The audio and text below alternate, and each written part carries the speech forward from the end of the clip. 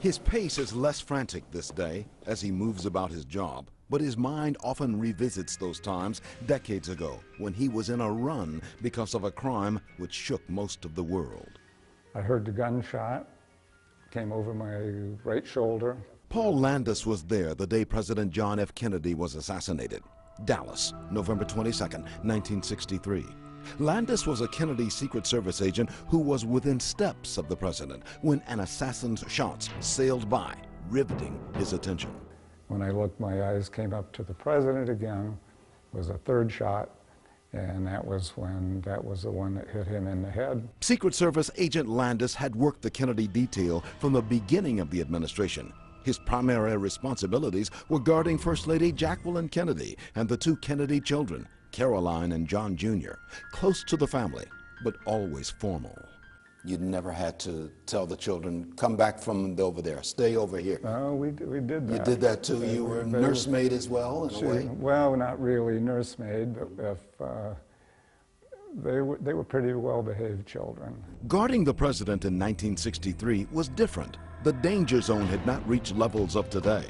In this photograph taken in Cleveland, then campaigning Senator John Kennedy rode in an open-air convertible on Euclid Avenue. Different times are the thoughts of Landis, now a Western Reserve Historical Society security guard. For more than 30 years, he has lived in Greater Cleveland, until now saying little of his Secret Service years. But in his mind, the Kennedy assassination is always near. We got off the running boards, moved up to take a position by his car. I heard the gunshot. I knew right away it was a gunshot. Clint Hill was running to the limousine. He had reached that. He was able to pull himself up. Mrs. Kennedy was standing up. She was reaching, appeared for a piece of the president's head. The driver sped for Parkland Hospital, carrying a president whose wounded head was cradled in his wife's lap. Minutes later, while the president was in surgery, Landis sat with Mrs. Kennedy, whom he remembers staring into space, saying nothing.